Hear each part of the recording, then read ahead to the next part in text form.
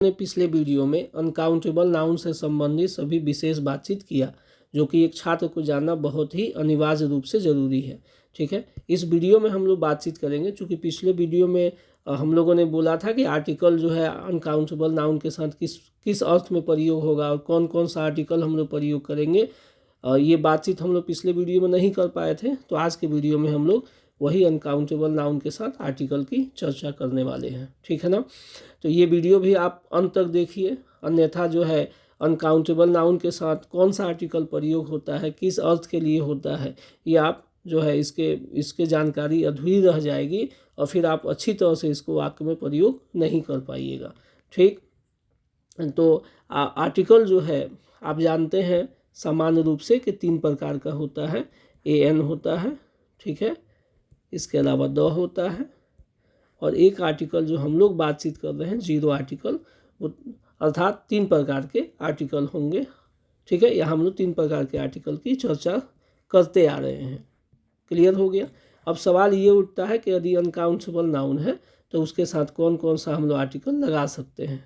उदाहरण के तौर पे यदि हम लोग टी लेते हैं, ठीक, तो इसके साथ हम लोग AN AT लिख सकते हैं या नहीं लिख सकते हैं। ठीक है, दूसरा प्रश्न उठता है कि द टी हो सकता है कि नहीं हो सकता है, और तीसरा प्रश्न जो है कि सिर्फ टी हो सकता है कि नहीं हो सकता है। तो यहाँ पे आपको हमेशा याद रखना होगा कि यदि नाउन अनकाउंटेबल है, ठीक है, नाउन यदि अनकाउंटेबल है तो उसके साथ हम लोग AN का प्रयोग नहीं कर सकते हैं। हम द लगा सकते हैं और इसको जीरो आर्टिकल के साथ यानी कि अकेला उसको लिख सकते हैं। ठीक है, या दूसरे ऐसे डिटर्मिनर इसके साथ प्रयोग कर सकते हैं जो कि अनकाउंटेबल नाउन के साथ ही प्रयोग होता है। क्लियर हो गया। यदि अनकाउंटेबल नाउन की पहचान में आपको कोई परेशानी है तो इसके पहले वाला वीडियो आप अवश्य देख लीजिए। ठीक है, वो नाउन वो बहुत ज़रूरी है। शुरू से हम लोगों ने इस बात पे फोकस किया है कि आर्टिकल को यदि समझना है तो पहले नाउन को समझना होगा, तभी आप आर्टिकल को सही रूप से प्रयोग कर सकते हैं। क्लियर हो गया। तो चलिए आज हम लोग बातचीत करेंगे कि द टी हम लोग कब प्रयोग करेंगे और सिर्फ टी का हम लोग कब प्रयोग करेंगे। ठीक है, तो जो है द का प्रयोग हम लोग किसी भी अनकाउंटेबल नाउन के साथ, UCN का मतलब अनकाउंटेबल नाउन के साथ हम लोग कब करते हैं। ठीक है, तो देखिए, जब किसी खास अनकाउंटेबल नाउन का बोध हो, जब किसी खास वस्तु या विचार का बोध हो, तो उसके साथ हम लोग द का प्रयोग करते हैं। ठीक, तो when we refer to a particular thing or idea, जब हम लोग किसी खास वस्तु या विचार का बोध करते हैं तो वी यूज़ द, तो उसके साथ हम लोग क्या प्रयोग करेंगे, द का प्रयोग करेंगे। ठीक है, तो यहाँ पे आपको क्या याद रखना है कि खास वस्तु या विचार का बोध होगा। ठीक है ना, विचार का बोध करेंगे तब तो उसके साथ हम किसका प्रयोग करेंगे, उसके साथ हम द लगाएंगे। ठीक है, तो जब खास वस्तु या विचार का बोध होगा, जैसे इस उदाहरण को देखिए कि चाय गर्म है, तो यहाँ जो चाय है, अब हम लोग किस परिस्थिति में ये बात कह सकते हैं। ठीक है ना, किस परिस्थिति में हम लोग कह सकते हैं, जब सामने जो है चाय रखा हुआ है और हम किसी से कह रहे हैं कि चाय पी लीजिए। ठीक है, तो वो क्या कहेगा कि चाय गर्म है। तो जिससे हम कह रहे हैं, जो ये कथन जिसका भी है, वो वास्तविक रूप से समझ रहा है कि किस चाय की बात हो रही है। ठीक है, यहाँ पे कोई कन्फ्यूज़न नहीं है कि किस चाय की बात हो रही है, अर्थात यहाँ पे चाय जो होगा वो खास हो जाएगा, ये चाय जो होगा खास हो जाएगा। अब इसके साथ हमको जो है जब अनुवाद हम करेंगे तो इसके साथ हमको द का प्रयोग करना होगा। क्लियर हो गया। तो हम लिखेंगे the T is hot. Clear हो गया, स्पष्ट हो गया ना। यहाँ पे हम द क्यों लगा दिए, क्योंकि यहाँ पे खास चाय की बोध हो रही थी। ठीक, दूसरा उदाहरण देखिए। इस दूसरे उदाहरण में हम देख रहे हैं कि पानी गंदा है। ठीक है, तो अब जिससे भी ये बात बोला जा रहा है वो समझ रहा है किस पानी की बात की जा रही है। तो यहाँ पे पानी क्या हो गया, खास हो गया। क्लियर हो गया। तो जब पानी खास हो गया तो इसको फिर हम इसके साथ द प्रयोग करेंगे। ठीक, तो यहाँ पे हम क्या प्रयोग किए, द वाटर। ठीक है ना, द लगा दिए, क्यों, क्योंकि पानी यहाँ पे खास था। स्पष्ट हो गया। तो कोई भी ऐसा अनकाउंटेबल नाउन जो खास वस्तु या विचार का बोध करता है तो उसी के साथ हम लोग द का प्रयोग करेंगे। यदि खास का बोध नहीं करेगा तो द का प्रयोग हम नहीं कर सकते हैं। क्लियर हो गया, ये बात स्पष्ट हो गया। अब हम लोग चलते हैं कि सिर्फ टी का हम कब प्रयोग करते हैं, सिर्फ टी कब हम लोग लगाएंगे, अकेला कब आएगा। अनकाउंटेबल नाउन के साथ जो है हम लोग जीरो आर्टिकल का प्रयोग कब करेंगे, जीरो आर्टिकल। क्लियर हो गया। तो अभी हम लोग द कब लगा रहे थे, जब हम लोग खास का बोध कर रहे थे द लगा रहे थे। तो जब खास का बोध नहीं होगा तो जीरो आर्टिकल प्रयोग करेंगे। क्लियर हो गया।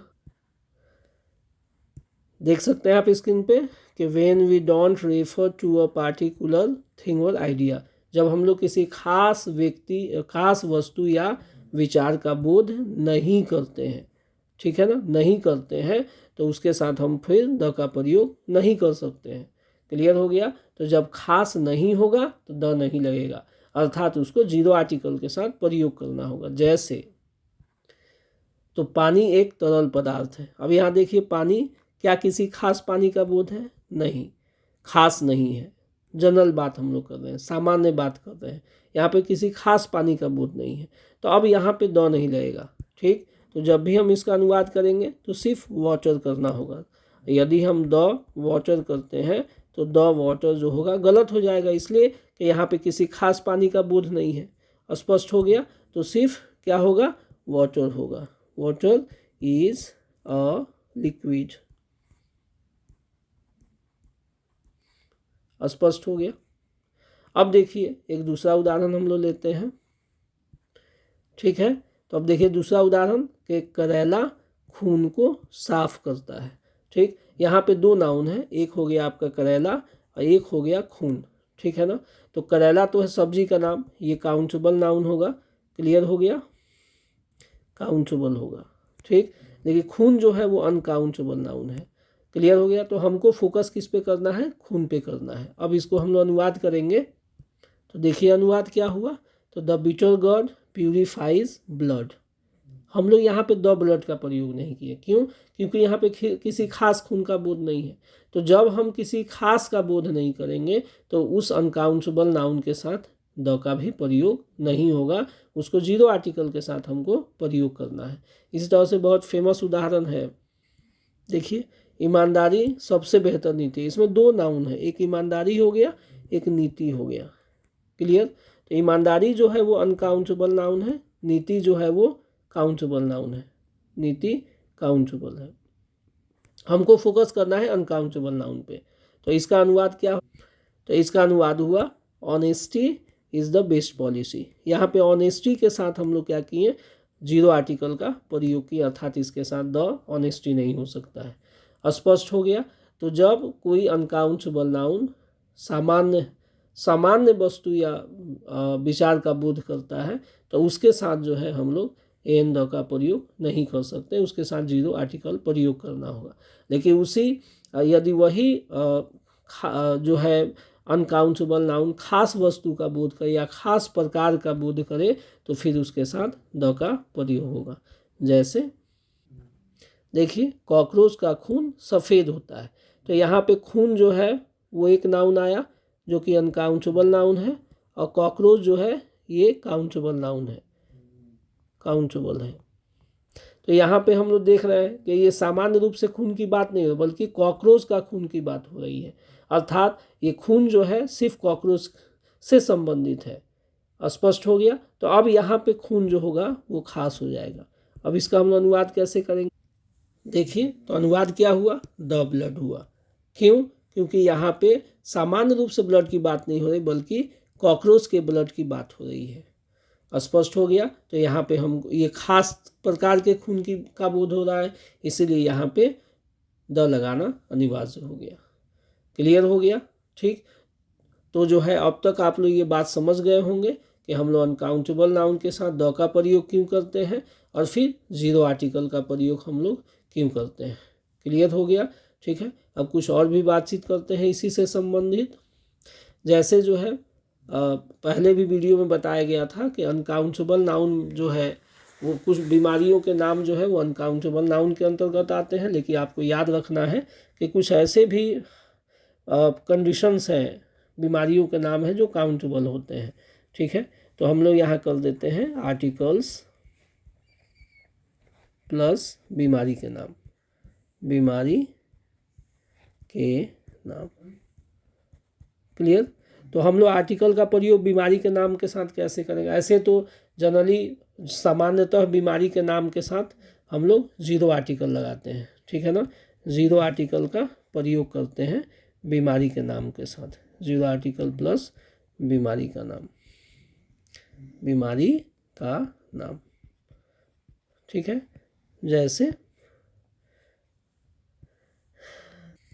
जैसे देखिए कैंसर एक जानलेवा बीमारी है। ठीक, तो यहाँ पे इस वाक्य में दो नाउन का प्रयोग हुआ है। एक हो गया कैंसर जो कि बीमारी का नाम है, ठीक है, ये अनकाउंटेबल नाउन है, और एक हो गया बीमारी शब्द जो है वो काउंटेबल है। क्लियर हो गया, काउंटेबल है। अब देखिए हमको अनकाउंटेबल नाउन जो बीमारी का नाम है उसके साथ हमको जीरो आर्टिकल का प्रयोग करना होगा। तो इसका अनुवाद क्या हुआ कि कैंसर, इसके साथ हम द का प्रयोग नहीं किए, सिर्फ कैंसर किए, लेकिन डिजीज चूँकि काउंटेबल था उसके लिए हम लोग ए का प्रयोग किए। स्पष्ट हो गया, चूँकि डिजीज काउंटेबल था। कैंसर जो है अनकाउंटेबल नाउन है, उसके साथ एन का प्रयोग नहीं करेंगे।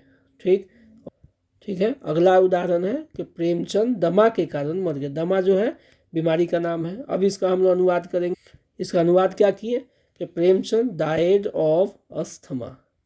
ठीक है, दमा, तो अस्थमा जो है बीमारी है, इसीलिए ये अनकाउंटेबल नाउन हो गया, इसीलिए इसके साथ हम लोग कोई आर्टिकल प्रयोग नहीं किए बल्कि जीरो आर्टिकल का प्रयोग किए। स्पष्ट हो गया। तो बीमारी का जो नाम होता है सामान्यतः उसके साथ हम लोग कोई आर्टिकल नहीं लगाते हैं क्योंकि वो अनकाउंटेबल नाउन होता है, लेकिन कुछ ऐसे भी कंडीशंस हैं उनके साथ आर्टिकल का प्रयोग होता है। जैसे फीवर हो गया, तो इसके साथ जो है ए का प्रयोग किया जाता है, और फीवर होगा। कोल्ड हो गया, सर्दी, ए कोल्ड होगा। कफ हो गया, ए कफ होगा। क्लियर हो गया। फ्लू हो गया, तो द के साथ फ्लू का प्रयोग करते हैं। ठीक है, या इन्फ्लुएंजा, द इन्फ्लुएंजा भी हो सकता है। ठीक है, द इन्फ्लुएंजा। क्लियर हो गया। इसी तरह से द के साथ जो है हम लोग मीजल्स का भी प्रयोग करते हैं, मीजल्स का, द मीजल्स करते हैं। क्लियर हो गया। ठीक है, तो कुछ ऐसे बीमारियों के नाम है जिसके साथ हम लोग जो है सामान्यतः जो है एन और द का प्रयोग करते हैं। अब इसका वाक्य में कैसे प्रयोग करेंगे?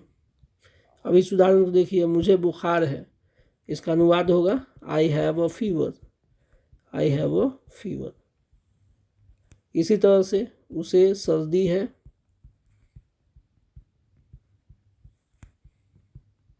इसका अनुवाद क्या होगा? तो ही हैज़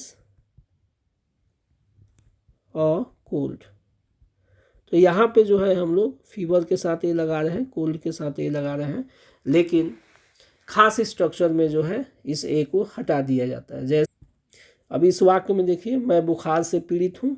अब इसका जब हम लोग अनुवाद करेंगे तो होगा आई एम सफरिंग, पीड़ित का सफरिंग हो जाएगा,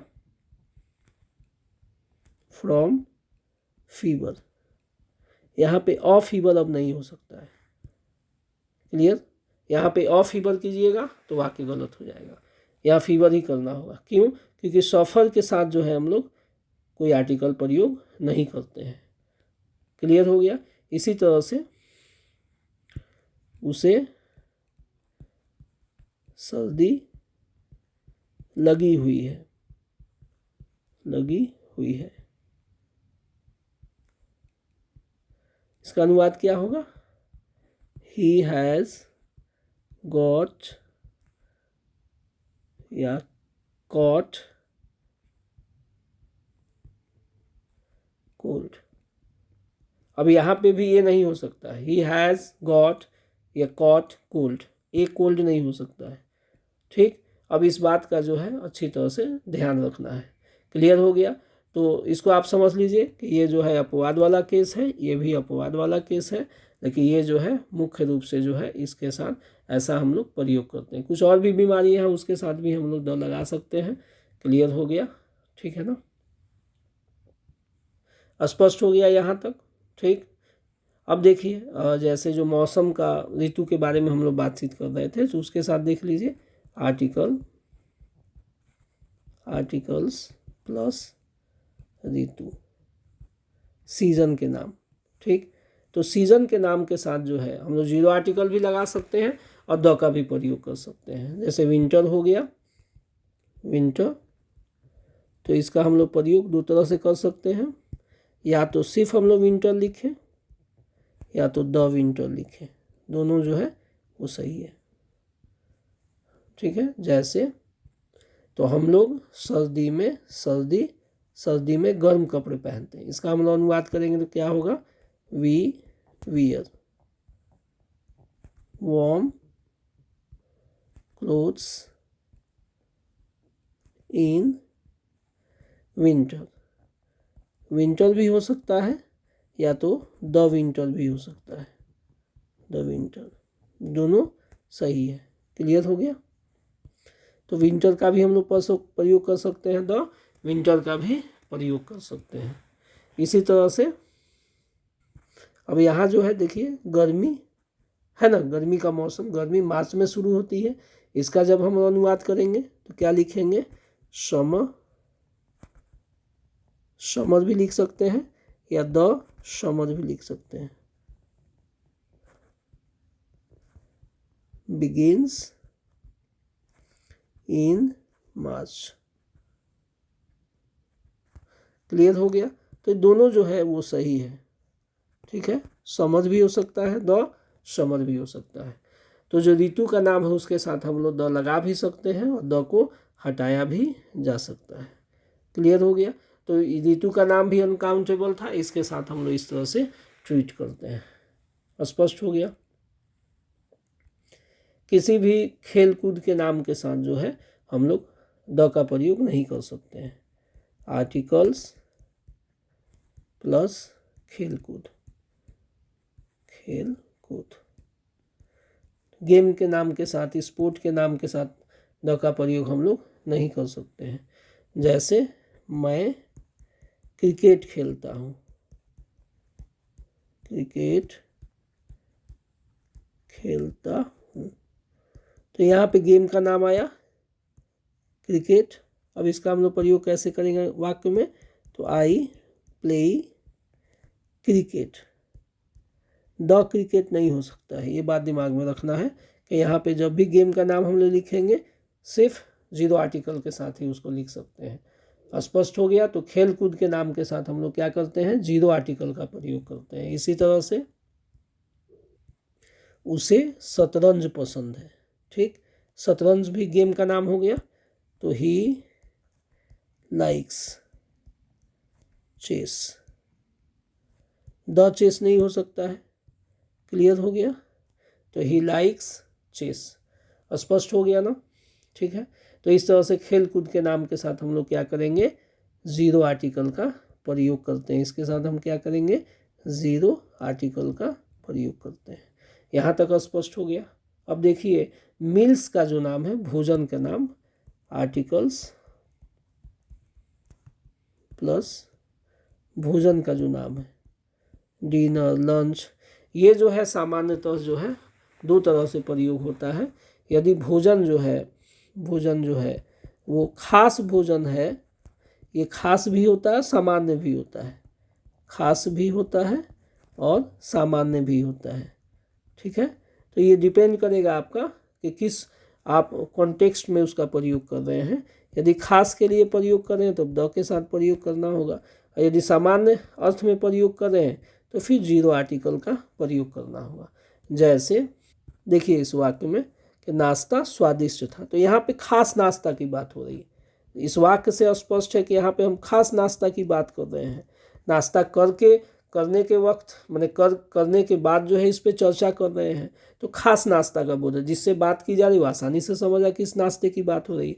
अब यहाँ पे जो है हमको द का प्रयोग करना होगा। The breakfast was delicious. Clear हो गया। ठीक है, या टेस्टी भी हो सकता है। तो यहाँ पे क्या होगा, द ब्रेकफास्ट होगा। स्पष्ट हो गया, क्यों? क्योंकि खास नाश्ता का बोध था। दूसरा उदाहरण, ठीक है, वहाँ का भोजन, अब यहाँ में भी खास भोजन का बोध हो रहा है, ठीक, तो इसका क्या होगा? द डिनर, या भोजन का हम लोग डिनर लिख दिए, द डिनर देयर। क्लियर हो गया? The dinner there is memorable, ठीक है।